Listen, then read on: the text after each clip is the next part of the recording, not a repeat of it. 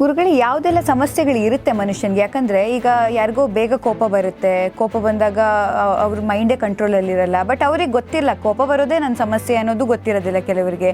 ನಮಗೆ ನಾವು ಹೇಗೆ ಮಾಡ್ಕೋಬಹುದು ನಮ್ಮದೇ ವಿಶ್ವಾಸವನ್ನು, ನಮ್ಮದೇ ಆತ್ಮವಿಶ್ವಾಸವನ್ನು ಮತ್ತು ನಮ್ಮ ಒಳಗೆ ಇರುವಂಥ ಹಲವಾರು ಕಾಯಿಲೆಗಳು. ನಾನು ಮೊದಲೇ ಹೇಳಿದಂಗೆ ಚಿಕ್ಕಂದಿನಲ್ಲಿ ನಮ್ಮ ಸುತ್ತ ಇರೋ ಕಾಯಿಲೆಗಳ ವ್ಯಕ್ತಿಗಳ ಜೊತೆ ಇದ್ದು ನನಗೂ ಕಾಯಿಲೆ ಬಂದುಬಿಟ್ಟಿದೆ ಅನ್ನುವ ಯೋಚನೆಯಲ್ಲೇ ನಾವು ತೊಡ್ಕೊಂಡ್ಬಿಟ್ಟಿದ್ವಿ. ಹಾಗಾಗಿ ಇವತ್ತಿನ 90% ಕಾಯಿಲೆಗಳೇನಿದೆ ಮನೋಜನ್ಯ, ಮನಸ್ಸಿನಿಂದನೇ ಹುಟ್ಟುತ್ತಾ ಇದೆ. ಸೊ ಈ ಪ್ರಯತ್ನಕ್ಕೆ ಒಳಗೊಂಡ ಮೇಲೆ, ಈಗ ಸಂಮೋಹನ ವರ್ಕ್ಶಾಪ್ಗೆ ಪಾಲ್ಗೊಂಡ ಮೇಲೆ ಅವ್ರ ಹತ್ರ ಏನೆಲ್ಲ ಬದಲಾವಣೆಯನ್ನು ಕಾಣಬಹುದು ಅವರು? ನಿಮಗೆ ಬೇಕಾದ ಆ್ಯಪ್ಗಳನ್ನು ಇನ್ಸ್ಟಾಲ್ ಮಾಡಿ ಬೇಡದೇ ಇರೋದನ್ನು ಪೂರ್ಣವಾಗಿ ಅನ್ಇನ್ಸ್ಟಾಲ್ ಮಾಡುವಂತಹ ಕೆಪಾಸಿಟಿ ಸಂಮೋಹನ ತಂತ್ರಕ್ಕಿದೆ. ಬೇರೆ ಯಾವುದಾದ್ರು ಬದುಕು ಬದಲಾವಣೆ ಆಗಿರುವಂಥ ಉದಾಹರಣೆ ಈ ಒಂದು ಸಂಮೋಹನ ವರ್ಕ್ಶಾಪಿಂದ? ತುಂಬ ಜನ ಬೆಳಗ್ಗೆ ಎದ್ದೇಳೋದ್ರಿಂದ ಹಿಡಿದು ರಾತ್ರಿ ಮಲಗೋವರೆಗೂ ಸಮಸ್ಯೆನೇ ಮಾಡ್ಕೊಂಡಿರ್ತಾನೆ, ಲೈಫನ್ನೇ ಸಮಸ್ಯೆ ಮಾಡ್ಕೊಂಡಿರ್ತಾನೆ. ನೋಡಿ, ಸಂಮೋಹನಕ್ಕೆ ಒಂದು ಅದ್ಭುತವಾದ ಒಂದು ಶಕ್ತಿ ಇದೆ.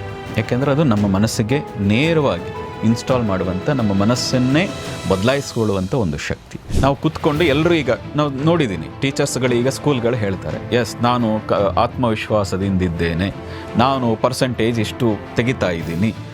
ಇದು ಕಣ್ ತೆರೆದು ಸುಮ್ಮನೆ ಹೇಳೋದಾಯಿತು. ಇದು ಹೇಳಿದ ತಕ್ಷಣ ನಮ್ಮ ಸಬ್ಕಾನ್ಷಿಯಸ್ ಮೈಂಡ್ ಅಕ್ಸೆಪ್ಟ್ ಮಾಡಲ್ಲ. ಟ್ರಾನ್ಸ್ ಸ್ಟೇಟಿಗೆ ಹೋಗಬೇಕು ನೀವು. ಆ ಟ್ರಾನ್ಸ್ ಸ್ಟೇಟ್ಗೆ ಹೋಗಿ ನೀವು ಏನನ್ನು ಬಯಸ್ತೀರಿ, ಏನು ಇನ್ಸ್ಟಾಲ್ ಮಾಡ್ಕೊಳ್ತೀರಿ, ಏನನ್ನು ನೀವು ಯೋಚನೆ ಮಾಡ್ತೀರಿ, ಅದು ನಿಮ್ಮ ಜೀವನದಲ್ಲಿ 100% ಅಪ್ಲೈ ಆಗ್ತದೆ. ಬರೀ ರೀಲ್ಸ್ ನೋಡ್ತಾ, ಟಿ ವಿ ನೋಡ್ತಾ, ಅನ್ವಾಂಟೆಡ್ ಆದಂಥ ವಿಷಯಗಳನ್ನು ನೋಡ್ತಾ ಇರೋ ಕಾರಣದಿಂದಾಗಿ ನಮ್ಮ ಮೈಂಡ್ ವಿಚಿತ್ರವಾಗಿ ಹೋಗಿದೆ. ವೀಕ್ಷಕರೇ ನಮಸ್ಕಾರ. ಉಪಾಸನಾ ಫೌಂಡೇಶನ್ ಯೂಟ್ಯೂಬ್ ಚಾನಲ್ಗೆ ತಮಗೆಲ್ಲರಿಗೂ ಕೂಡ ಸ್ವಾಗತ. ನಾನು ಸಮೀಕ್ಷಾ ಶಿರ್ಲಾಲು. ಇವತ್ತು ನಮ್ಮ ಜೊತೆಗೆ ಉಪಾಸನಾ ಫೌಂಡೇಶನ್ನ ಸಂಸ್ಥಾಪಕರಾಗಿರುವಂತಹ ಸದ್ಗುರು ಶ್ರೀ ಗುರುಗಳಿದ್ದಾರೆ. ಅವರನ್ನು ಕಾರ್ಯಕ್ರಮಕ್ಕೆ ಸ್ವಾಗತಿಸೋಣ. ಗುರುಗಳೇ ನಮಸ್ಕಾರ. ನಮಸ್ಕಾರ. ಗುರುಗಳೇ, ಇವತ್ತು ಸ್ವಲ್ಪ ವಿಶೇಷ ನಮ್ಮ ಮಾತುಕತೆ. ಯಾಕಂದರೆ ತುಂಬ ಜನರಿಗೆ ಭಯ ಇರುತ್ತೆ, ನೆಗೆಟಿವ್ ಥಾಟ್ಸ್ ಇರುತ್ತೆ, ಜೀವನದಲ್ಲಿ ಜಿಗುಪ್ಸೆ ಇರುತ್ತೆ. ತುಂಬ ಜನ ಅಂದ್ಕೊಂಡ್ಬಿಡ್ತಾರೆ ಇದೇ ಲೈಫ್, ಆಯಿತು ಮುಗೀತು, ನನಗೆ ಇನ್ನೂ ಹಣ ಬರ್ತಿಲ್ಲ ಅಂತ ಹೇಳಿದ್ರೆ ಇನ್ನು ಬರೋದೇ ಇಲ್ಲ ಅನ್ನೋದು ಥಾಟ್ ಹಾಗೆ ಅವರಲ್ಲಿ ಕೂತ್ಬಿಟ್ಟಿರುತ್ತೆ. ಮತ್ತು ಏನೆಲ್ಲ ನೆಗೆಟಿವ್ ಆಗಿರುತ್ತಲ್ಲ ಅವ್ರ ಲೈಫಲ್ಲಿ, ಅದೇ ಪರ್ಮನೆಂಟ್ ಅನ್ನೋದೇ ಈಗ ಲೈಫ್ ಸ್ಟೈಲ್ ಆಗಿಬಿಟ್ಟಿದೆ. ಅದನ್ನೇ ತುಂಬ ಜನ ಒಪ್ಕೊಂಡ್ಬಿಡ್ತಾರೆ, ಹಾಗೆ ಜೀವಿಸ್ತಾ ಬಿಡ್ತಾರೆ. ಸೊ ಇದು ಒಪ್ಕೊಳ್ಳೋದು ಸರಿನಾ, ಅಥವಾ ಅದಕ್ಕೆ ಏನಾದರೂ ಪರಿಹಾರ ಇದೆಯಾ? ನೋಡಿ, ನಾವು ಚಿಕ್ಕ ವಯಸ್ಸಿನಿಂದ, ವಿಶೇಷವಾಗಿ ನಮ್ಮ ತಂದೆ ತಾಯಿ, ನಾವು ಹುಟ್ಟಿದ ನಂತರ ಏನು ಬೆಳಿತೀವಿ, ನಮ್ಮ ವಾತಾವರಣ, ಅದನ್ನು ನೋಡಿಯೇ ಆ ಅಂಶಗಳನ್ನು ನಮ್ಮ ಮನಸ್ಸಿನಲ್ಲಿ ನಮಗೇ ಗೊತ್ತಿಲ್ಲ ನೋಯಿಂಗ್ಲಿ ತಗೊಳ್ತಾ, ಗೊತ್ತಿದ್ದೋ ಗೊತ್ತಿಲ್ಲದೆಯೋ ಅದೆಲ್ಲವನ್ನು ತಗೊಳ್ತಾ ನಾವು ಬೆಳೀತಾ ಬಂದಿರ್ತೀವಿ. ನಮ್ಮ ಸುತ್ತಲೇ ಯಾವ ವಾತಾವರಣ ಇದೆ, ಈಗ ಉದಾಹರಣೆಗೆ ತುಂಬ ರೋಗಿಗಳೇ ನಮ್ಮ ಸುತ್ತ ಇದ್ದಾರೆ ಅಂದರೆ, ಚಿಕ್ಕ ವಯಸ್ಸಿಂದನೇ ಮಗು ಹೇಳ್ಕೊಳಕ್ಕೆ ಶುರು ಮಾಡ್ತೀವಿ, ನಂಗೆ ಯಾಕೋ ಕೈ ನೋವ್ತಾ ಇದೆ, ನಂಗೆ ಯಾಕೋ ತಲೆ ನೋವ್ತಾ ಇದೆ, ನಂಗೆ ಯಾಕೋ ಹೊಟ್ಟೆ ನೋವ್ತಾ ಇದೆ ಅಂತ ಮಗು ಹೇಳ್ತಾನೆ ಇರ್ತದೆ. ಯಾಕೆಂದರೆ ಮನೆಯಲ್ಲಿ ಯಾರಾದರೂ ಒಬ್ಬರು ಅದನ್ನು ಹೇಳ್ತಾ ಇದ್ದರೆ, ನನಗೆ ಯಾಕೋ ಇವತ್ತು ಸರಿ ಇಲ್ಲ, ವಯಸ್ಸಾದವರು ವಿಶೇಷವಾಗಿದ್ದು ನಂಗೆ ಇವತ್ತು ಹೊಟ್ಟೆ ಸರಿ ಇಲ್ಲ ಅಂತೆಲ್ಲ ಹೇಳ್ತಾ ಇದ್ದರೆ ಮಗು ಅದನ್ನು ನೋಡಿ ತಾನು ಹಾಗೆ ಹೇಳೋಕ್ಕೆ ಶುರು ಮಾಡ್ತದೆ. ಅಂದರೆ ನಾವು ಬೆಳೀತಾ ವಾತಾವರಣ ಏನಿದೆಯಲ್ಲ, ಬೆಳೀತಾ ಇರುವಂಥ ವಾತಾವರಣ ಏನಿದೆ, ಅದನ್ನು ನೋಡಿ ಎಷ್ಟೋ ವಿಷಯಗಳನ್ನು ನಮಗೆ ಗೊತ್ತಿಲ್ಲದೆ ನಮ್ಮ ಮನಸ್ಸಿನಲ್ಲಿ ಇಟ್ಕೊಂಡ್ಬಿಟ್ಟಿದ್ದೀವಿ.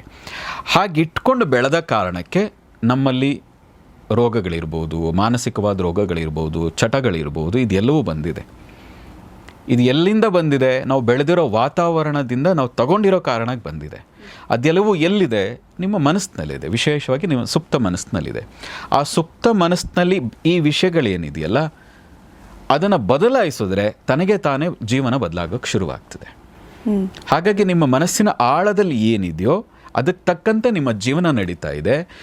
ಆ ಮನಸ್ಸಿನ ಆಳದಲ್ಲಿ ಯಾವುದು ವಿಷಯ ಇದೆಯೋ ಅದನ್ನು ನಿಮಗೆ ತಕ್ಕಂತೆ, ಇವತ್ತಿನ ಕಾಲಕ್ಕೆ ತಕ್ಕಂತೆ, ಇವತ್ತಿನ ನಿಮ್ಮ ಜೀವನ ಶೈಲಿಗೆ ತಕ್ಕಂತೆ ಬದಲಾಯಿಸ್ಲಿಕ್ಕೆ ಸಾಧ್ಯ ಆದರೆ ಖಂಡಿತವಾಗಿ ಇಡೀ ಜೀವನ ಬದಲಾಗ್ತದೆ. ಆದರೆ ಸಾಧ್ಯ ಆಗುತ್ತೆ ಅದನ್ನು ಬದಲಾವಣೆ ಮಾಡೋದಕ್ಕೆ? ನಮ್ಮ ಹಿಂದಿನಿಂದ ಬಂದಂಥ ಪ್ರಾಚೀನ ವಿದ್ಯೆಗಳೇನಿದೆ, ಪ್ರಾಚೀನ ನಮ್ಮ ಪರಂಪರೆಗಳೇನಿದೆ, ಆ ಪರಂಪರೆಗಳಲ್ಲಿ ಹಲವಾರು ವಿಧಾನಗಳಿದೆ. ಆ ವಿಧಾನಗಳನ್ನು, ಅದರಲ್ಲೂ ಬಹಳ ಮುಖ್ಯವಾಗಿ ಸಂಮೋಹನ ಅಂತ ಒಂದು ವಿದ್ಯೆ, ಒಂದು 64 ವಿದ್ಯೆಗಳಲ್ಲಿ ಅದು ಕೂಡ ಒಂದು ಅಂತ. ಅದನ್ನು ಯೋಗಕ್ಕೂ ಅಡಾಪ್ಟ್ ಮಾಡಿಕೊಂಡ್ರು ನಮ್ಮ ಯೋಗಿಗಳು, ನಮ್ಮ ಸಾಧಕರು. ಅದನ್ನು ಯೋಗ ನಿದ್ರೆ ಅಂತ ಕರೀತಾರೆ. ಸಂಮೋಹನ ಅಂದ ತಕ್ಷಣ ಎಲ್ರಿಗೂ ಬರೋ ತಕ್ಷಣ ವಶೀಕರಣ ಇರಬೇಕು, ಇನ್ನೊಂದೇನೋ ಶಾಸ್ತ್ರ ಇರಬೇಕು, ಅದಕ್ಕೇನೋ ಪೂಜೆ, ಅದಲ್ಲ. ನಮ್ಮದೇ ಮನಸ್ಸಿನ ಜೊತೆ ನಾವು ಮಾತನಾಡ್ತಾ ಇನ್ನೊಬ್ಬರ ಜೊತೆ ಮಾತಾಡ್ತಾ ಇದ್ದೀವಿ, ಆಗ ಇನ್ನೊಬ್ಬರ ಸಮಸ್ಯೆ ಬಗೆಹರಿಸ್ಬೋದು. ಈಗ ಗಂಡ ಹೆಂಡತಿ ಜಗಳ ಆಡಿದ್ದಾರೆ, ಇಬ್ಬರು ಗಂಡ ಹೆಂಡತಿ ಕೂತ್ಕೊಂಡು ಯಾಕೆ ಹೀಗಾಯಿತು, ಯಾಕೆ ಜಗಳ ಮಾಡೋದು ಅಂತ ನೆಮ್ಮದಿಯಾಗಿ ಕೂತ್ಕೊಂಡು ಮಾತಾಡಿದರೆ ಆ ಇಡೀ ದಿನದ ಜಗಳ ಮುಗಿದು ಹೋಗ್ತದೆ. ಹಾಗೆ ನಮ್ಮ ಇಡೀ ಜೀವನದ ನಮ್ಮ ಜಂಜಾಟ ಏನಿದೆಯಲ್ಲ, ಇಡೀ ನಮ್ಮ ಜೀವನದಲ್ಲಿ ಏನು ಕ್ಯಾರಿ ಮಾಡಿದ್ದೀವಲ್ಲ ಅನ್ವಾಂಟೆಡ್ ಆಗಿ, ನಮ್ಮದೇ ಮನಸ್ಸಿನ ಜೊತೆ ನಿರಾಳವಾಗಿ ಕೂತ್ಕೊಂಡು ರಿಲ್ಯಾಕ್ಸಾಗಿ ಕೂತ್ಕೊಂಡು ಮಾತಾಡೋಕ್ಕೆ ಶುರು ಮಾಡಿದರೆ ಎಷ್ಟೋ ಥರದ ಕಾಯಿಲೆಗಳು, ಎಷ್ಟೋ ರೀತಿಯ ಗೊಂದಲಗಳು, ಎಷ್ಟೋ ಥರದ ನೆಗೆಟಿವ್ ಆಲೋಚನೆಗಳಿಂದ ಹೊರಗೆ ಬರಲಿಕ್ಕೆ ಸಾಧ್ಯ ಇದೆ. ಹಾಗೆ ಹೊರಗೆ ಬರುವ ತಂತ್ರ ವಿಧಾನಕ್ಕೆ ಸಂಮೋಹನ ಅಥವಾ ಯೋಗ ನಿದ್ರೆ ಅಂತ ಕರಿತೀವಿ. ಅದೇ ನೀವು ಹೇಳಿದ್ರಿ, ಕೇಳೋವಾಗಲೇ ಸ್ವಲ್ಪ ರಿಲ್ಯಾಕ್ಸ್ ಅನ್ಸುತ್ತೆ. ಓಕೆ, ಸಂಮೋಹನ, ಯೋಗ ನಿದ್ರೆ ಅಂತ ಹೇಳಿದಾಗ ನಮ್ಮ ನೆಗೆಟಿವ್ ಥಾಟ್ಸ್ಗಳು, ನಮ್ಮ ಜಿಗುಪ್ಸೆ, ನಮ್ಮ ಬೇಜಾರು ಇದೆಲ್ಲ ಹೋಗುತ್ತೆ ಅಂತ. ಬಟ್ ಇದು ಆಗೋದು ಹೇಗೆ, ಮಾಡೋದು ಹೇಗೆ ಸಾಧ್ಯ ಅದು? ನೋಡಿ, ನಿಮಗೆ ಗೊತ್ತಿಲ್ಲದೆ ಆಲ್ರೆಡಿ ಅದರಲ್ಲಿ ತೊಡಗಿರ್ತೀರಿ. ಈಗ ನಾವೇನು ಮಾಡ್ತೀವಿ, ಗೊತ್ತಾಗೋ ಹಾಗೆ ಹೀಗೆಲ್ಲ ಮಾಡಿ, ಈ ಕ್ರಮದಲ್ಲಿ ಮಾಡಿ, ಈ ರೀತಿಯಾಗಿ ಮಾಡಿಕೊಂಡು ಹೋದರೆ ಹೀಗೆ ಬದಲಾಗ್ತದೆ ಅಂತ. ಆದರೆ ನೀವು ಚಿಕ್ಕಂದಿನಿಂದ ನಿಮ್ಮ ತಾಯಿಯ ಮೊದಲ ಸಂಮೋಹನ ಶಾಸ್ತ್ರಜ್ಞೆ, ನಿಮ್ಮ ತಾಯಿ ನೀವು ಊಟ ಮಾಡದೇ ಇದ್ದಾಗ ಚಂದ್ರನನ್ನು ತೋರಿಸ್ತಾ, ನಿಮ್ಮ ಜೊತೆ ಮಾತಾಡ್ತಾ, ಯಾವುದೋ ಕತೆಗಳನ್ನು ಹೇಳ್ತಾ, ನಿಮಗೇ ಗೊತ್ತಿಲ್ಲದೆ ಊಟ ಮಾಡಿಸ್ತಾಳೆ. ಒಂದು ತುತ್ತು ಜಾಸ್ತಿ ತಿನ್ನೋ ಹಾಗೆ ತಾಯಿ ಮಾಡ್ತಾಳೆ. ಆಕೆಯೇ ಮೊದಲ ಮನೋಶಾಸ್ತ್ರಜ್ಞೆ, ಆಕೆಯೇ ಮೊದಲ ಸಂಮೋಹನ ಶಾಸ್ತ್ರಜ್ಞೆ. ನಿಮಗೆ ನಿದ್ದೆ ಬರದೇ ಇದ್ದರೆ ಭುಜ ತಡ್ತಾ ತಡ್ತಾ ತಡ್ತಾ ತಡ್ತಾ ನಿದ್ದೆ ಬರಲ್ಲ ಅಂತ ಇದ್ದ ಮಗು, ಹಠ ಮಾಡ್ತಾ ಇದ್ದ ಮಗು ಆರಾಮವಾಗಿ ನಿದ್ದೆಗೆ ಜಾರುತ್ತೆ. ಆಕೆ ತೊಡೆಯ ಮೇಲೆ ಮಲಗಿ ತಲೆ ತಡ್ತಾ ಇದ್ದರೆ ಆ ಮಗು ದೀರ್ಘವಾದ ನಿದ್ದೆಗೆ ಹೋಗಿರ್ತಾಳೆ. ನೀವು ಮೊದಲೇ ಆಲ್ರೆಡಿ ಇದೆಲ್ಲವನ್ನು ಮಾಡ್ತಾ ಇದ್ರಿ.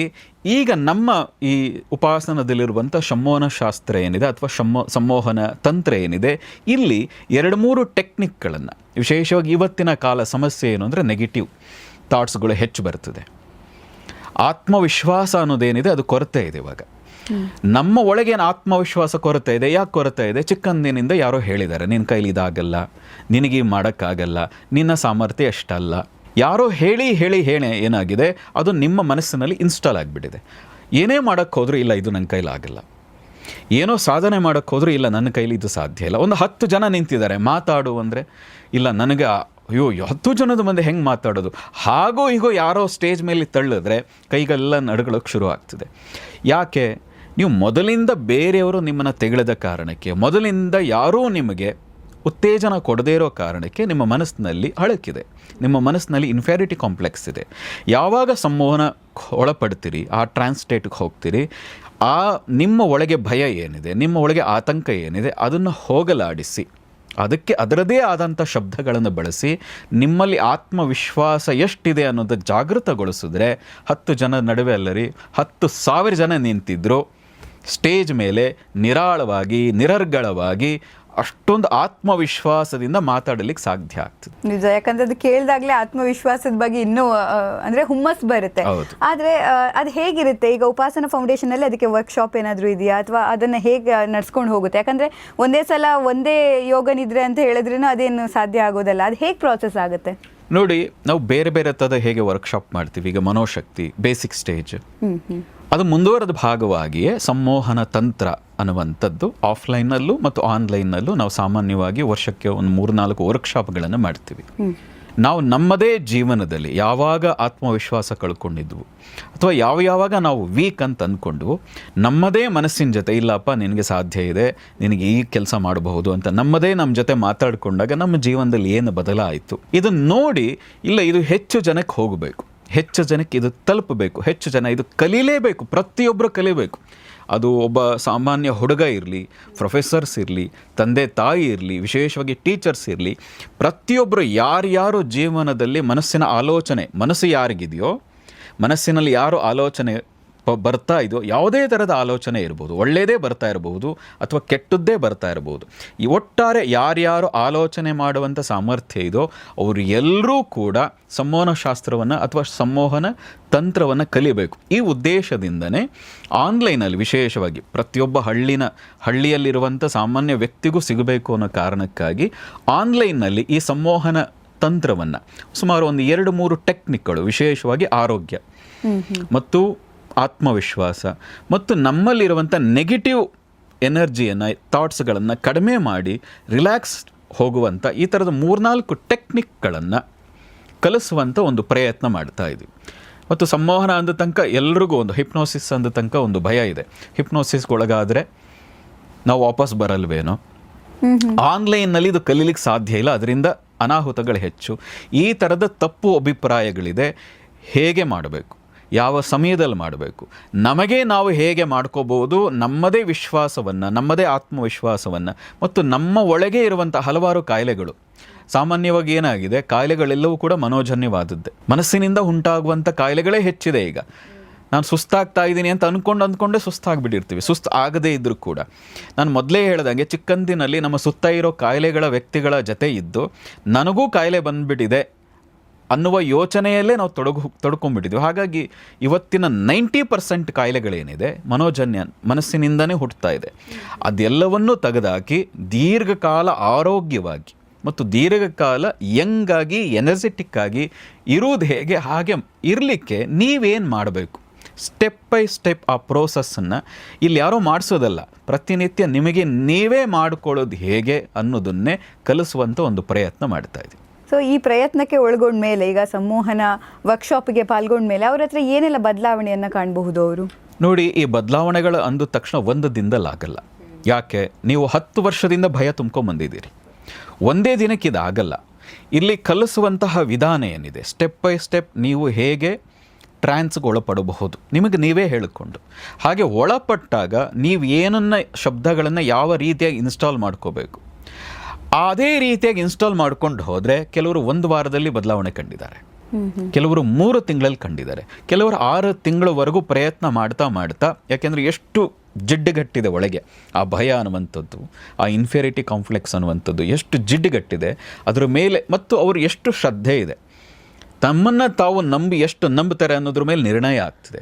ಹಾಗಾಗಿ ಯಾರು ಇದನ್ನು ರೆಗ್ಯುಲರ್ ಪ್ರಾಕ್ಟೀಸ್ ಮಾಡಿದ್ದಾರೆ ಅವರು ತುಂಬ ಜನ ಆತ್ಮವಿಶ್ವಾಸದಿಂದ ಮತ್ತೆ ಅವರ ಜೀವನದಲ್ಲಿ ಸಾಧನೆ ಮಾಡೋಕ್ಕೆ ತೊಡಗಿದ್ದಾರೆ.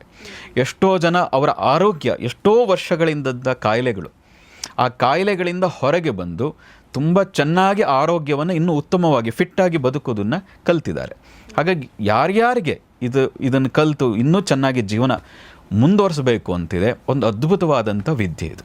ಹೌದು, ಯಾಕಂದರೆ ಎಲ್ರಿಗೂ ಒಂದು ಭಯ ಇರುತ್ತೆ ಲೈಫಲ್ಲಿ, ಜಿಗುಪ್ಸೆ ಇರುತ್ತೆ. ಮತ್ತು ಏನಾದರೂ ಇನ್ಸಿಡೆಂಟ್ ಆದಾಗ ಅದು ಅವರಿಗೆ ಅಗತ್ಯ ಇಲ್ಲ ಅಂತ ಕೆಲವೊಂದು ಸಲ ಕೆಲವು ಕನೆಕ್ಟ್ ಆಗಿಬಿಡುತ್ತೆ. ಮೇ ಬಿ ಇದು ಅವರ ಮನಸ್ಸಲ್ಲಿ ಇರುವಂಥ ಸುಪ್ತ ಮನಸ್ಸಲ್ಲಿ ಅವರ ಅಡಗಿರುವಂಥ ನೋವುಗಳು ಹಿಂಗೇನಾದರೂ ಸಮಸ್ಯೆಗಳಾದಾಗ ಹೊರಗೆ ಬರುತ್ತೆ. ಸೊ ಅದನ್ನು ತಡೆಗಟ್ಟೋದಕ್ಕೆ ಈ ಸಂಮೋಹನ ಅನ್ನುವಂಥದ್ದು ಹೆಲ್ಪ್ ಮಾಡುತ್ತೆ ಅನ್ನೋದಾ?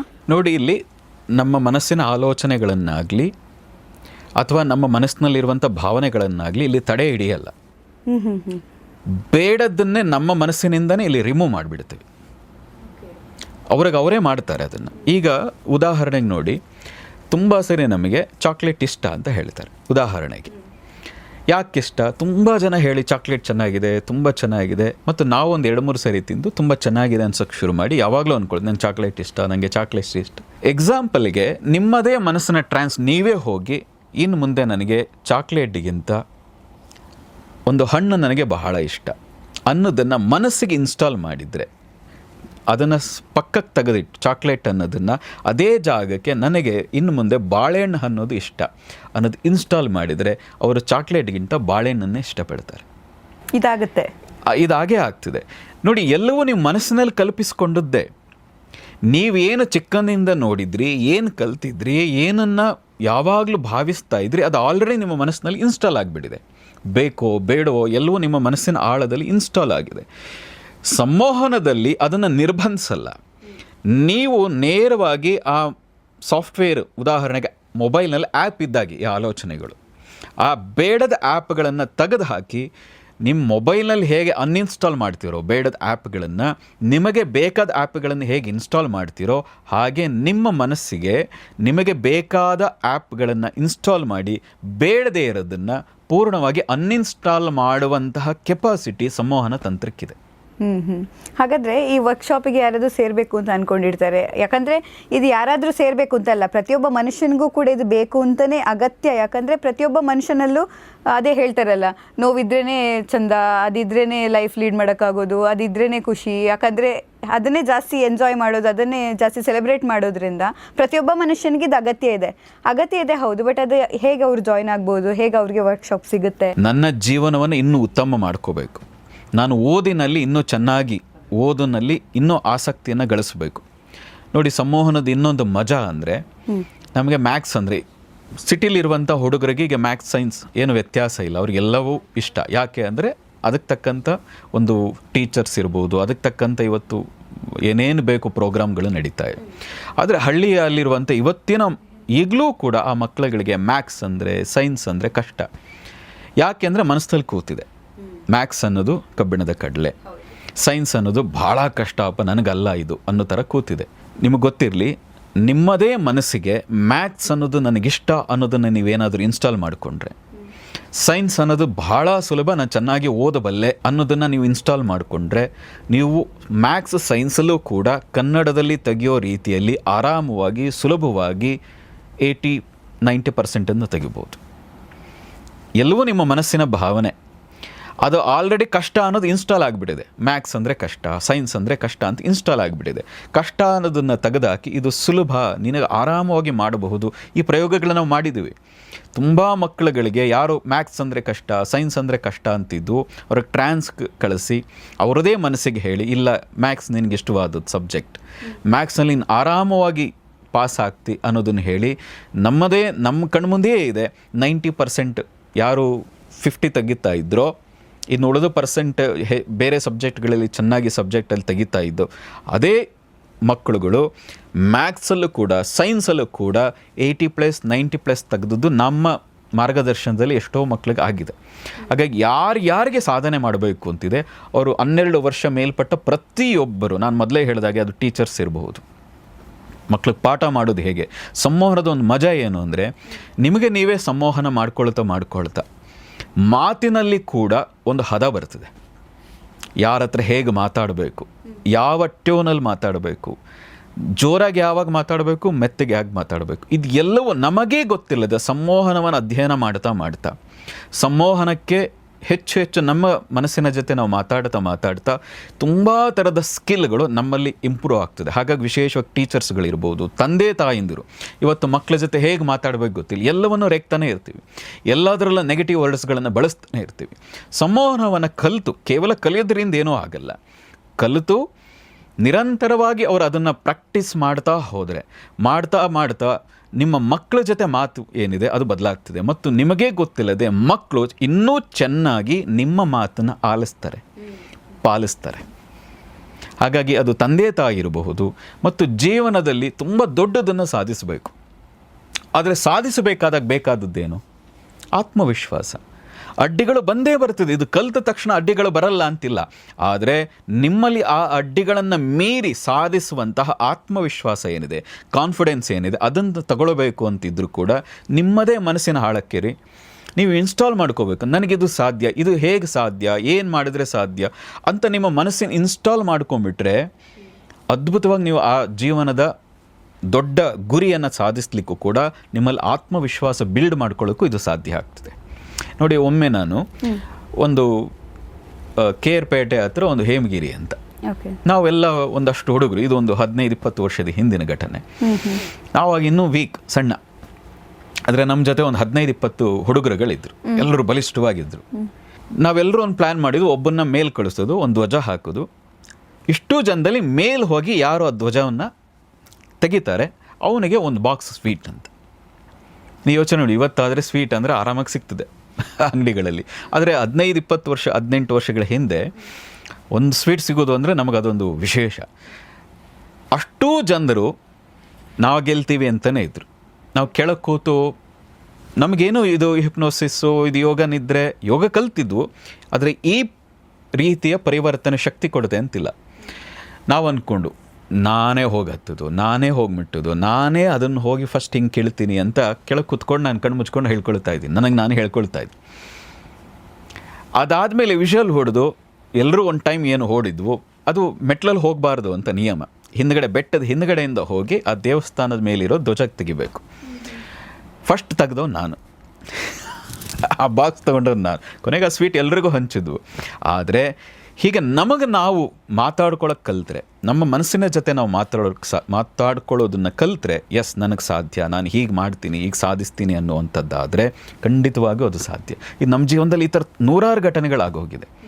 ಆ ಕಾರಣದಿಂದನೇ ಇವತ್ತಿನ ಹುಡುಗರಿಗೆ ಈ ಸಂಮೋಹನ ತಂತ್ರದ ಮೂಲಕ ತನ್ನದೇ ಮನಸ್ಸಿನಲ್ಲಿರುವ ಬೇಡದ ಆ್ಯಪ್ಗಳನ್ನು ಅನ್ಇನ್ಸ್ಟಾಲ್ ಮಾಡಿ ಬೇಡದ ಆಲೋಚನೆಗಳನ್ನು ಹೊರಗೆ ತೆಗೆದುಹಾಕಿ ತನಗೇನು ಬೇಕಾಗಿದೆ, ತಾನು ಏನು ಸಾಧಿಸಬೇಕಾಗಿದೆ, ತನ್ನ ಆರೋಗ್ಯ ಇರ್ಬೋದು, ಆತ್ಮವಿಶ್ವಾಸ ಇರ್ಬೋದು, ನಕಾರಾತ್ಮಕ ಆಲೋಚನೆಗಳನ್ನು ತೆಗೆದು ವಿಶ್ವಾಸವನ್ನು ಹೆಚ್ಚು ಮಾಡ್ಕೊಳ್ಳೋದು, ಧೈರ್ಯವನ್ನು ಹೆಚ್ಚು ಮಾಡ್ಕೊಳ್ಳೋದು, ನಿರ್ಭಯತ್ವವನ್ನು ಹೆಚ್ಚು ಮಾಡ್ಕೊಳ್ಳೋದು ಇರ್ಬೋದು, ಯಾವ ಶಬ್ದ ಹೇಗೆ ಯಾವ ರೀತಿಯಾಗಿ ಮಾಡಿಕೊಂಡ್ರೆ ಅದು ಸಾಧ್ಯ ಅನ್ನೋದನ್ನು ವಿಸ್ತಾರವಾಗಿ ಕಲಿಸ್ಬೇಕು ಅನ್ನೋ ಕಾರಣಕ್ಕಾಗಿಯೇ ಈ ಸಂವಹನ ತಂತ್ರವನ್ನು ಮಾಡ್ತಾ ಇರೋದು. ಸಾಮಾನ್ಯವಾಗಿ ನಮ್ಮಲ್ಲಿ ಯಾವಾಗಲೂ ಯಾವುದೇ ವರ್ಕ್ಶಾಪ್ ಮಾಡಿದರೂ ಥಿಯರಿ ಮತ್ತು ಪ್ರಾಕ್ಟಿಕಲ್ ಎರಡೂ ಯಾವಾಗಲೂ ನಾವು ಇಟ್ಟಿರ್ತೀವಿ. ಈ ಸಂವಹನ ತಂತ್ರದಲ್ಲೂ ಕೂಡ ನಾವು ಟ್ರಾನ್ಸ್ ಸ್ಟೇಟ್ಗೆ ಹೋಗೋದು ಹೇಗೆ, ನಾನು ಒಂದ್ಸರಿ ಪ್ರಾಕ್ಟೀಸ್ ಕೂಡ ಮಾಡಿಸ್ತೀನಿ.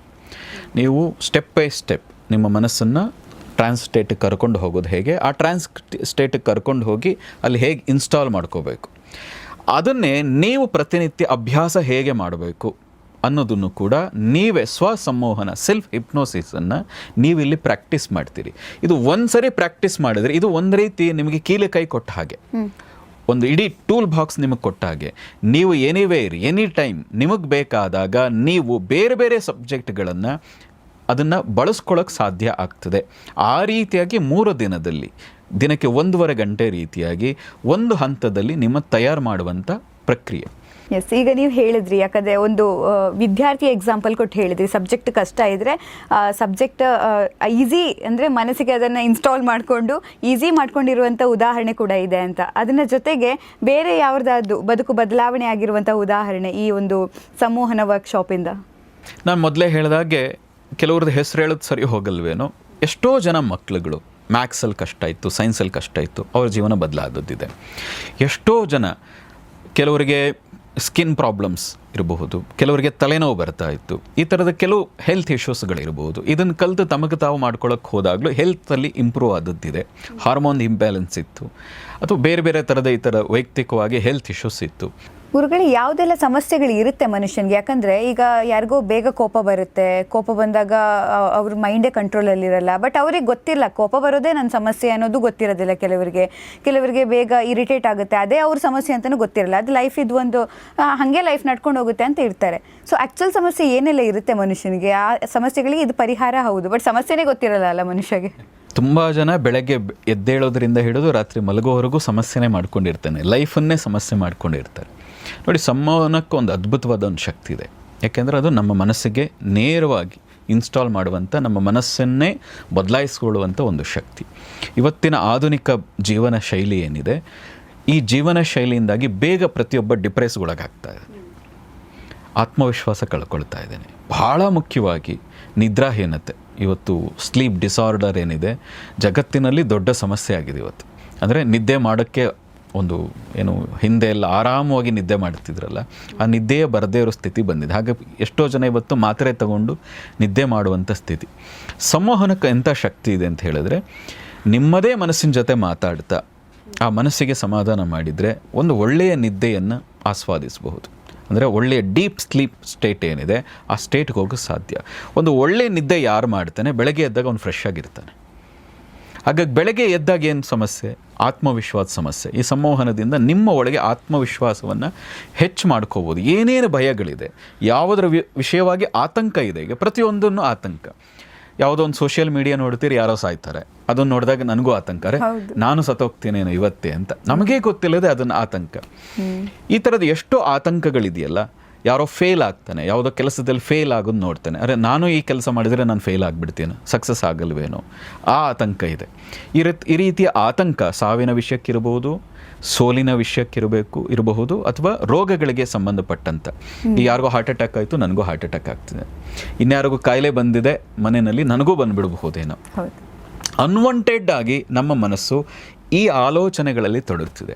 ಸಂಮೋಹನ ಏನಿದೆ, ನಿಮಗೆ ಬೇಕಾದ ರೀತಿಯಲ್ಲಿ ನಿಮ್ಮ ಜೀವನವನ್ನು, ನಿಮ್ಮ ಆರೋಗ್ಯವನ್ನು, ನಿಮ್ಮ ನಿದ್ದೆಯನ್ನು, ನಿಮ್ಮ ವಿಶ್ವಾಸವನ್ನು ಹೆಚ್ಚು ಮಾಡಿಕೊಳ್ಳುವ ಶಕ್ತಿಯನ್ನಂತೂ ಕೊಡ್ತದೆ. ಯಾಕೆಂದರೆ ಎಲ್ಲವೂ ನಮ್ಮ ಮನಸ್ಸಿನಲ್ಲಿ ಇನ್ಸ್ಟಾಲ್ ಆಗಿರೋದೆ. ಉದಾಹರಣೆಗೆ ನೋಡಿ, ಇವತ್ತೇನು ಬದುಕಿ ಜೀವನ ಸಾಗಿಸ್ತಾ ಇದ್ದೀರಿ, ನೀವು ನಿರ್ಧಾರ ಮಾಡಿದರೆ ನಾನು 100 ವರ್ಷ ಆರೋಗ್ಯವಾಗಿ ಬದುಕ್ತೀನಿ, ಇದು ಹೇಳ್ಕೊಳ್ಳೋದಾಯಿತು. ಇದು ಹೊರ ಮನಸ್ಸು ಹೇಳ್ತಾ ಇರೋದು. ಅದರ ಒಳ ಮನಸ್ಸು ಅಂತ ಒಂದಿದೆ, ಸಬ್ಕಾನ್ಷಿಯಸ್ ಮೈಂಡ್ ಇದೆ, ಇದು ಅಕ್ಸೆಪ್ಟ್ ಮಾಡಬೇಕು. ಎಸ್, ನಾನು ದೀರ್ಘಕಾಲ ಆರೋಗ್ಯವಾಗಿ ಯಶಸ್ಸಿನಿಂದ ಬದುಕ್ತೀನಿ ಅನ್ನೋದನ್ನು ನಮ್ಮ ಸಬ್ಕಾನ್ಷಿಯಸ್ ಮೈಂಡ್ ಅಕ್ಸೆಪ್ಟ್ ಮಾಡಬೇಕು. ಹೀಗೆ ಅಕ್ಸೆಪ್ಟ್ ಮಾಡೋ ಸ್ಥಿತಿ ಇದೆಯಲ್ಲ, ಅದನ್ನೇ ಸಂಮೋಹನ ಸ್ಥಿತಿ, ಟ್ರಾನ್ಸ್ ಸ್ಟೇಟ್ ಅಂತ. ಆ ಟ್ರಾನ್ಸ್ ಸ್ಟೇಟಲ್ಲಿ ನಾನು ದೀರ್ಘಕಾಲ ಆರೋಗ್ಯವಾಗಿ ಯಶಸ್ಸಿನಿಂದ ಬದುಕ್ತೀನಿ, ನನ್ನ ಜೀವನ ಇಷ್ಟು ಚೆನ್ನಾಗಿ ನಾನು ಇಟ್ಕೋಬಹುದು, ನಾನು ಇಷ್ಟು ಆರೋಗ್ಯದಿಂದ ದೀರ್ಘಕಾಲ ಇರ್ತೀನಿ ಅನ್ನೋದನ್ನು ನೀವು ಇನ್ಸ್ಟಾಲ್ ಮಾಡಿಕೊಂಡ್ರೆ ಅಷ್ಟೇ ಆರೋಗ್ಯದಿಂದ ದೀರ್ಘಕಾಲ 100 ವರ್ಷಗಳನ್ನು ಬದುಕಬಹುದು. ಅಂದರೆ ಅದೇ, ಈಗ ಕಾಡಲ್ಲಿ ಹೋಗಬೇಕಾದ್ರೆ ಒಬ್ಬ ಹಾವಿದೆ ಅಂತ ಅಂದ್ಕೊಂಡು ಮುಳ್ಳು ಚುಚ್ಚಿ ಸತ್ತಿರೋದು ಇದೆ. ಅದಕ್ಕೆ ಕಾನ್ಫಿಡೆಂಟ್ ಇದೆ ಜನಕ್ಕೆ, ಓಕೆ ನಾನು ಮುಳ್ಳು ಚುಚ್ಚಿ ಸತ್ತಿದ್ದೀನಿ ಅನ್ನೋದು ಆದಾಗ. ನೋಡಿ, ಇದೆಲ್ಲ ಹೊರಗೆ ಆಯ್ತಲ್ಲ. ನಾವು ಹೊರಗೆ ಕೇಳಿದಾಗ ಎಸ್ ನಾನು ಸಾಧಿಸ್ತೀನಿ ಅನ್ನೋದು ಓಕೆ. ಹೊರಗೆ ಕೇಳಿದಾಗ ಇದು ಯಾವುದೋ ಮುಳ್ಳು ಚುಚ್ಚಿದೆ ಹಾಗಾಗಿ ನನಗೇನೂ ಆಗಲ್ಲ, ಇದು ಹೊರಗೆ ಆಯಿತು. ಆದರೆ ಇದು ನಿಮ್ಮ ಸಬ್ಕಾನ್ಷಿಯಸ್ ಮೈಂಡ್ ಅಕ್ಸೆಪ್ಟ್ ಮಾಡಬೇಕಲ್ಲ ಅದನ್ನು. ಈಗ ತುಂಬ ಸರಿ ಏನಾಗಿದೆ, ನಾವು ಕೂತ್ಕೊಂಡು ಎಲ್ಲರೂ, ಈಗ ನಾವು ನೋಡಿದ್ದೀನಿ ಟೀಚರ್ಸ್ಗಳು, ಈಗ ಸ್ಕೂಲ್ಗಳು ಹೇಳ್ತಾರೆ, ಎಸ್ ನಾನು ಆತ್ಮವಿಶ್ವಾಸದಿಂದಿದ್ದೇನೆ, ನಾನು ಪರ್ಸೆಂಟೇಜ್ ಇಷ್ಟು ತೆಗಿತಾ ಇದ್ದೀನಿ. ಇದು ಕಣ್ ತೆರೆದು ಸುಮ್ಮನೆ ಹೇಳೋದಾಯಿತು. ಇದು ಹೇಳಿದ ತಕ್ಷಣ ನಮ್ಮ ಸಬ್ಕಾನ್ಷಿಯಸ್ ಮೈಂಡ್ ಅಕ್ಸೆಪ್ಟ್ ಮಾಡಲ್ಲ. ಅಕ್ಸೆಪ್ಟ್ ಮಾಡಬೇಕಾದದ್ದು ಯಾವುದು? Subconscious mind. ಇದು ಅಕ್ಸೆಪ್ಟ್ ಮಾಡಬೇಕಾದ್ರೆ ಅದಕ್ಕೊಂದು ಸ್ಟೇಟ್ ಇದೆ. ಈಗ ನೀವು ಜಾಗೃತ ಸ್ಥಿತಿಲಿದ್ದೀರಿ, ನಿಮ್ಮನ್ನು ಸ್ವಪ್ನ ಸ್ಥಿತಿಗೆ ಕರ್ಕೊಂಡು ಹೋಗಬೇಕು, ಡ್ರೀಮಿಂಗ್ ಸ್ಟೇಟಿಗೆ ಕರ್ಕೊಂಡು ಹೋಗಬೇಕು, ಟ್ರಾನ್ಸ್ ಸ್ಟೇಟಿಗೆ ಹೋಗಬೇಕು. ನೀವು ಆ ಟ್ರಾನ್ಸ್ ಸ್ಟೇಟ್ಗೆ ಹೋಗಿ ನೀವು ಏನನ್ನು ಬಯಸ್ತೀರಿ, ಏನು ಇನ್ಸ್ಟಾಲ್ ಮಾಡ್ಕೊಳ್ತೀರಿ, ಏನನ್ನು ನೀವು ಯೋಚನೆ ಮಾಡ್ತೀರಿ, ಅದು ನಿಮ್ಮ ಜೀವನದಲ್ಲಿ 100% ಅಪ್ಲೈ ಆಗ್ತದೆ. ಈಗ ಹೊರಗಿದ್ದಾಗ ನೀವು ಹೇಳಿದ್ರೆ ನಿಮ್ಮ ಕಾನ್ಷಿಯಸ್ ಮೈಂಡ್ ಏನಿದೆ, ಜಾಗೃತ ಮನಸ್ಸು ಏನಿದೆ, ತರ್ಕ ಮಾಡ್ತದೆ.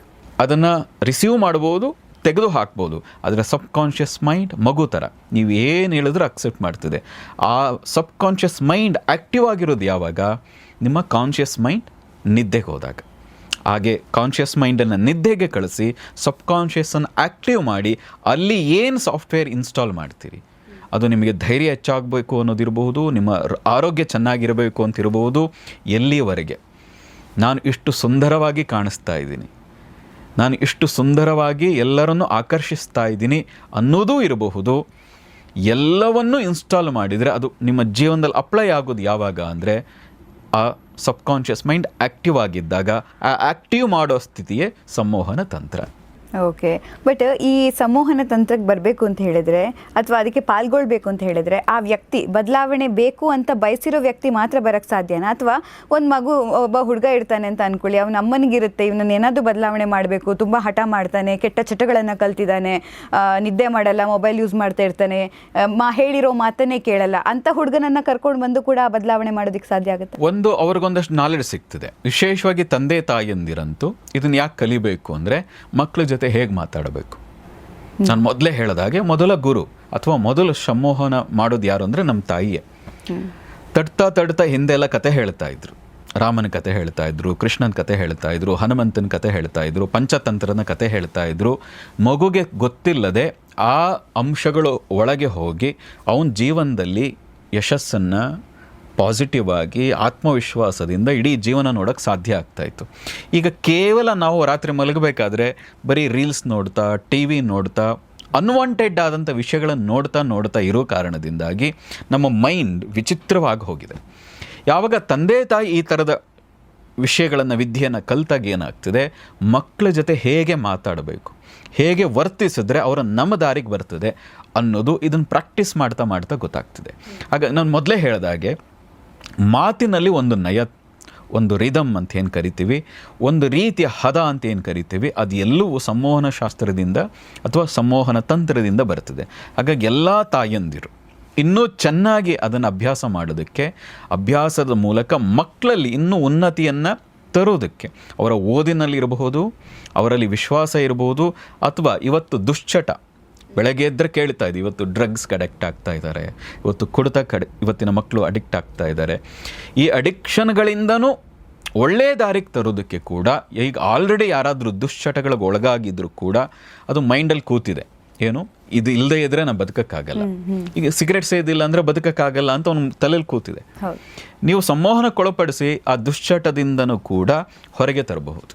So, ಹಾಗೆ ಬದಲಾವಣೆ. ಪ್ರತಿಯೊಬ್ಬರು 100% ಬದಲಾವಣೆ ತರೋದಕ್ಕೆ ಈ ಸಂವಹನದಿಂದ ಸಾಧ್ಯ. ಅಂದರೆ ಅವರು ಪ್ರಾಕ್ಟೀಸ್ ಮಾಡಬೇಕು, ಅವರು ಇದ್ರ ಹೆಚ್ಚು ಅಧ್ಯಯನ ಮಾಡಬೇಕು. ನಾವೇನು 3 ದಿನ ಕಲಿಸ್ತೀವಿ ಅದನ್ನು ಅವರು ಪ್ರತಿನಿತ್ಯ ಅಭ್ಯಾಸ ಮಾಡ್ತಾ ಕೃಷಿ ಮಾಡ್ತಾ ಹೋದರೆ ಹೆಚ್ಚಿನದಿಂದ 100% ಸಾಧಿಸ್ಬೋದು. ಓಕೆ, ಬಟ್ ಈ ಹಾರ್ಟ್ ಬ್ರೇಕ್ ಎಲ್ಲ ಆಗಿರುತ್ತಲ್ಲ ಕೆಲವ್ರಿಗೆ, ಅವ್ರಿಗೂ ಕೂಡ ಈಗ ಅವ್ರು ಯಾರ ಮಾತನ್ನು ಕೇಳೋಕ್ಕೂ ತಯಾರಿರೋದಿಲ್ಲ. ಮೇ ಬಿ ಫ್ರೆಂಡ್ಸ್ ಅದಕ್ಕೆ ಇಂಪಾರ್ಟೆಂಟ್ ಅಂತ ಹೇಳ್ತಾರೆ, ಅವ್ರು ಸ್ವಲ್ಪ ಹೆಲ್ಪ್ ಮಾಡ್ತಾರೆ. ಬಟ್ ಆದರೂ ತುಂಬ ಜನ ಅದಕ್ಕೆ ಅವರು ಆಮೇಲೆ ಅದರಿಂದ ಹೊರಗೆ ಬರೋಕ್ಕೆ ತುಂಬ ಟ್ರೈ ಮಾಡ್ತಾರೆ, ಆಗಲ್ಲ, ಕಷ್ಟಪಡ್ತಾರೆ. 1 ವರ್ಷ 2 ವರ್ಷ ಹಿಂಗೂ ಕಷ್ಟಪಡೋರು ಇರ್ತಾರೆ. ನೋಡಿ, ಇದನ್ನೆಲ್ಲ ಇವಾಗಿನ ಕಾಲ ಹೇಗೆ ಅಂದರೆ ನೋಡಿದ ತಕ್ಷಣ ಅಟ್ರಾಕ್ಟ್ ಆಗ್ತದೆ. ಇವರೇ ನನ್ನ ಲೈಫ್ ಪಾರ್ಟ್ನರ್, ಇವ್ರು ಬಿಟ್ಟರೆ ನನ್ನ ಬದುಕಕ್ಕಾಗಲ್ಲ ಅಂತ. ಹಾಗೇನಿರಲ್ಲ. ಯಾರು ಇಲ್ಲದೆ ಇದ್ರೂ ಎಲ್ಲರೂ ಬದುಕ್ತಾ ಇರ್ತಾರೆ. ನಾವು ಭ್ರಮೇಲಿ ಇರ್ತೀವಿ, ಈಕೆ ನನ್ನನ್ನು ಬಿಟ್ಟು ಹೋದ್ಲು ಹಾಗಾಗಿ ನಾನು ಇನ್ನು ಬದುಕಕ್ಕಾಗಲ್ಲ, ನನ್ನ ಜೀವನ ವೇಸ್ಟ್ ಆಯಿತು ಅಂತ. ಅಥವಾ ಯಾರೋ ಹುಡುಗ ಕೈ ಕೊಟ್ಟ ಅಂದರೆ ಹುಡುಗಿ ಯೋಚನೆ ಮಾಡೋದು, ಅಯ್ಯೋ ಅವ್ನು ಇಷ್ಟು ವರ್ಷ ಪ್ರೀತಿಸಿದ್ದೆ, ಅವನಿಲ್ಲ ಅಂದರೆ ನನ್ನ ಜೀವ ಇಲ್ಲ ಅಂತಿದ್ದೆ, ಈಗ ಅವ್ನು ಬಿಟ್ಟು ಹೋದರೆ ನನ್ನ ಜೀವನ ಮುಗ್ದು ಹೋಯಿತು ಅಂತ. ಇವೆಲ್ಲವೂ ಭ್ರಮೆ. ಅಂದರೆ ನಮ್ಮ ಮನಸ್ಸಿನಲ್ಲಿ ಇವ್ರು ಇರೋದ್ರಿಂದ ನನ್ನ ಜೀವನ, ಇವರು ಇಲ್ಲದೆ ಇದ್ದರೆ ನನ್ನ ಜೀವನ ಇಲ್ಲ ಅನ್ನೋ ರೀತಿಯಾಗಿ ಅವ್ರಿಗೆ ಅವರೇ ಅಂದ್ಕೊಂಡಿರ್ತಾರೆ. ತನ್ನ ಮನಸ್ಸಿನಲ್ಲಿ ಈ ಭಾವನೆ ಇರೋ ಕಾರಣದಿಂದಾಗಿ ಅದೇ ಮನಸ್ಸಿನ ಭಾವನೆಯನ್ನು ಇನ್ನೊಂದು ಕಡೆಗೆ ತಿರುಗಿಸಿದರೆ ಇವರು ಇಲ್ಲದೇ ಇದ್ದರೂ ಕೂಡ ಬದುಕುವ ಶಕ್ತಿ ನನಗಿದೆ, ಇವ್ರು ಇಲ್ಲದೇ ಇದ್ದರೂ ನಾನು ಜೀವನವನ್ನು ಇನ್ನೂ ಚೆನ್ನಾಗಿ ಕಟ್ಕೋಬಹುದು ಅನ್ನೋದು ಕೂಡ ಎಲ್ಲ ನಮ್ಮ ಮನಸ್ಸಿನ ಭ್ರಮೆಗಳೇ ಆಗಿರೋದ್ರಿಂದ ಸಂಮೋಹನ ಅದಕ್ಕೆ ಬಹಳ ಅದ್ಭುತವಾಗಿ ಕೆಲಸ ಮಾಡ್ತದೆ. ನಾನು ಹಿಂದೆ ಒಂದು ಕಡೆ ಕೇಳಿದ್ದೆ, ನಾನು ಒಬ್ಬ ದಾರ್ಶನಿಕ, ಒಬ್ಬ ಬಹಳ ಒಳ್ಳೆಯ ಮಾಸ್ಟರ್, ಹಿಪ್ನೋಸಿಸ್ ಮಾಸ್ಟರ್, ಅವ್ರ ಫ್ರೆಂಡ್ ಒಂದು ಸರಿ ಹೀಗೆ ಹೇಳ್ತಾ, ನನ್ನ ಲವರ್, ನನ್ನ ಪ್ರೇಯಸಿ ನನ್ನ ಕೈ ಕೊಟ್ಟಲು, ನನಗಿನ್ನು ಜೀವನ ವ್ಯರ್ಥ, ಇಷ್ಟು ವರ್ಷ ಪ್ರೀತಿಸ್ತಾ ಇದ್ದೆ, ಅವಳಿಲ್ಲ ಅಂದರೆ ನಾನು ಬದುಕಿಲ್ಲ ಅಂತ. ಇದನ್ನು ಕೇಳ್ತಾ ಇದ್ದ ಮಾಸ್ಟರ್ ಯೋಚನೆ ಮಾಡಿದರು, ಹೇಗೆ ಸಾಧ್ಯ, ಹೀಗೆ ಅವಳು ಇಲ್ಲದೆ ಇದ್ದರೂ ನೀವು ಬದುಕಲ್ವ? ಹಾಗಾದರೆ ಅವಳು ಇಲ್ಲದೆ ಇದ್ದಾಗ ಮುಂಚೆ, ಅವಳು ಪ್ರೀತಿಸೋಕ್ಕೆ ಮುಂಚೆನೂ ಬದುಕಿದ್ಯಲ್ಲ. ಅವನು ಏನೇ ಹೇಳಿದ್ರು ಕೇಳೋ ಸ್ಥಿತಿಲಿಲ್ಲ. ಅವರು ಮಾಡಿದರು, ಹಿಪ್ನೋಸಿಸ್ಗೆ ಕಳಿಸಿದ್ರು, ಟ್ರಾನ್ಸಿಗೆ ಕಳಿಸಿ, ಇನ್ನು ಮುಂದೆ ನೀನು ಈ ಒಂದು ವಸ್ತುವನ್ನು ಪ್ರೀತಿಸ್ತೀಯ, ಈ ವಸ್ತು ಇಲ್ಲದೆ ಇದ್ದರೆ ನಿನ್ನ ಜೀವನ ಇಲ್ಲ ಅಂತ ಆತನ ಮನಸ್ಸಿನಲ್ಲಿ ಅದನ್ನು ಇನ್ಸ್ಟಾಲ್ ಮಾಡಿದರು. ಅವ್ರು ಯಾವುದು ಇನ್ಸ್ಟಾಲ್ ಮಾಡಿದರು ಅಂದರೆ, ಅದೇ ಫ್ರೆಂಡ್ ಮನೇಲಿದ್ದಂಥ ಆ ಫ್ರಿಡ್ಜ್ ಏನಿದೆ ಅದು ನಿನಗೆ ತುಂಬ ಪ್ರೀತಿ, ಆ ಫ್ರಿಡ್ಜ್ ಇಲ್ಲ ಅಂದರೆ ನೀನು ಬದುಕಕ್ಕಾಗಲ್ಲ, ಆ ಫ್ರಿಡ್ಜ್ ಬಿಟ್ಟು ನಿನ್ನ ಜೀವನನೇ ಇಲ್ಲ ಅನ್ನೋದನ್ನು ಇನ್ಸ್ಟಾಲ್ ಮಾಡಿದರು.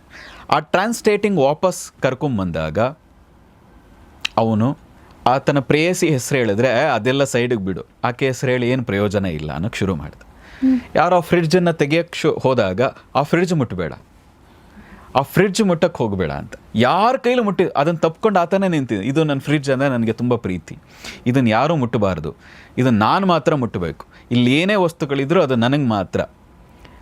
ಅದಕ್ಕೆ ಹಿಂದಿನವರೆಗೂ ಹುಡುಗಿ ಇಲ್ಲದೆ ಇದ್ದರೆ ಬದುಕಲ್ಲ, ಅವಳು ಇಲ್ಲದೆ ಇದ್ದರೆ ನನ್ನ ಜೀವನ ವ್ಯರ್ಥ, ಅವಳು ಬಿಟ್ಟು ಹೋದ್ಲು, ನನ್ನ ಜೀವನ ಇನ್ನು ಮುಗಿದು ಹೋಯಿತು ಅಂತ ಹೇಳ್ತಿದ್ದವನು ಟ್ರಾನ್ಸ್ಟೇಟ್ಗೆ ಹೋಗಿ ಹಿಪ್ನೋಸಿಸಲ್ಲಿ ಯಾವಾಗ ಆ ಪ್ರೇಯಸಿ ಹೆಸರು ಕಳಿಸಿ ಆ ಜಾಗದಲ್ಲಿ ಫ್ರಿಡ್ಜನ್ನು ಇನ್ಸ್ಟಾಲ್ ಮಾಡಿದೋ, ಆಗ ಅವನು ಕಣ್ಣು ತೆರೆದ ನಂತರ ಅವನು ಯಾವಾಗಲೂ ಫ್ರಿಡ್ಜ್ ಅನ್ನೋಕ್ಕೆ ಶುರು ಮಾಡಿದ. ಅಂದರೆ ಅರ್ಥ ಏನು ಅಂದರೆ, ನೀವು ಮನಸ್ಸಿನಲ್ಲಿ ಸುಮ್ಮನೆ ನೀವು ಅಂದ್ಕೊಂಡಿದ್ದೀರಿ ಇದು ಕಷ್ಟ, ಇವ್ರು ಇಲ್ಲದೆ ಇದ್ದರೆ ಬದುಕಕ್ಕಾಗಲ್ಲ, ಈ ವಸ್ತು ತಿಂದೇ ಇದ್ದರೆ, ಈ ವಸ್ತು ನಾನು ಸೇವಿಸದೇ ಇದ್ದರೆ, ಈ ವಸ್ತು ಸೇದದೇ ಇದ್ದರೆ ನನ್ನ ಜೀವನ ಸಾಗಲ್ಲ ಅಂತ ನೀವು ಭ್ರಮೆಲಿದ್ದೀರಿ. ಯಾವಾಗ ಸಂಮೋಹನದಲ್ಲಿ ಸತ್ಯ ಯಾವಾಗ ನಿಮಗೆ ದರ್ಶನ ಆಗ್ತದೆ, ಇದಿಲ್ಲದೇ ಇದ್ದರೂ ಈ ಮೂಲಕ ಕೂಡ ನಿನ್ನ ಜೀವನ ಸಾಗ್ತದೆ ಅನ್ನೋದು ಯಾವಾಗ ಇನ್ಸ್ಟಾಲ್ ಆಗ್ತದೆ, ಯಾವಾಗ ನೀವು ಅದನ್ನು ನಂಬ್ತೀರಿ, ಆಗ ಜೀವನ ಇನ್ನೂ ಸುಲಭವಾಗ್ತದೆ. ಹಾಗಾಗಿ ಸಂಮೋಹನ ಏನಿದೆ ಎಲ್ಲರಿಗೂ, ಪ್ರತಿಯೊಬ್ಬರಿಗೂ ನಿರಾತಂಕವಾಗಿ ಕಲಿಬೇಕು, ಕಲ್ತದನ್ನು ಪ್ರಾಕ್ಟೀಸ್ ಮಾಡಬೇಕು, ಆಗ ಜೀವನ ಅದ್ಭುತ ಆಗೋದ್ರಲ್ಲಿ ಯಾವ ಅನುಮಾನ ಇಲ್ಲ ಅಂತ. ಖಂಡಿತ ಧನ್ಯವಾದಗಳು ಗುರುಗಳೇ. ಯಾಕಂದರೆ ಯಾರಿಗೆ ಅಗತ್ಯ ಇದೆಯೋ, ಯಾರಿಗೆ ಅವಶ್ಯಕತೆ ಇದೆಯೋ ಅವರಿಗೆ ನೀವು ದಾರಿ ಮಾಡಿಕೊಟ್ಟಿದ್ದೀರಾ. ಖಂಡಿತವಾಗ್ಲೂ ಯಾರಿಗೆಲ್ಲ ಈ ಸಂಮೋಹನ ವರ್ಕ್ಶಾಪನ್ನು ಪಡ್ಕೋಬೇಕು ಅಂತ ಹೇಳಿದ್ರೆ, ಉಪಾಸನ ಫೌಂಡೇಶನ್ನ ಫುಲ್ ಡೀಟೇಲ್ಸ್, ನಂಬರ್ಸ್ ಎಲ್ಲವೂ ಕೂಡ ಡಿಸ್ಕ್ರಿಪ್ಷನಲ್ಲಿ ಹಾಕಿದ್ದೀವಿ, ನೀವು ಹೋಗಿ ಕಾಂಟ್ಯಾಕ್ಟ್ ಮಾಡ್ಬೋದು. ನಿಮ್ಮದು ಯಾವುದೇ ರೀತಿಯ ಡೌಟ್ಸ್ಗಳಿದ್ದು ಕೂಡ ಅಲ್ಲಿ ಕ್ಲಿಯರ್ ಮಾಡ್ಕೋಬಹುದು ಅನ್ನುವಂಥ ವಿಚಾರವನ್ನು ಹೇಳ್ತಾ, ನಿಮಗೆ ಈ ಮಾತುಕತೆ ಇಷ್ಟ ಆಗಿದ್ದರೆ ಲೈಕ್ ಮಾಡಿ, ಶೇರ್ ಮಾಡಿ, ಕಮೆಂಟ್ ಮಾಡಿ. Thank you.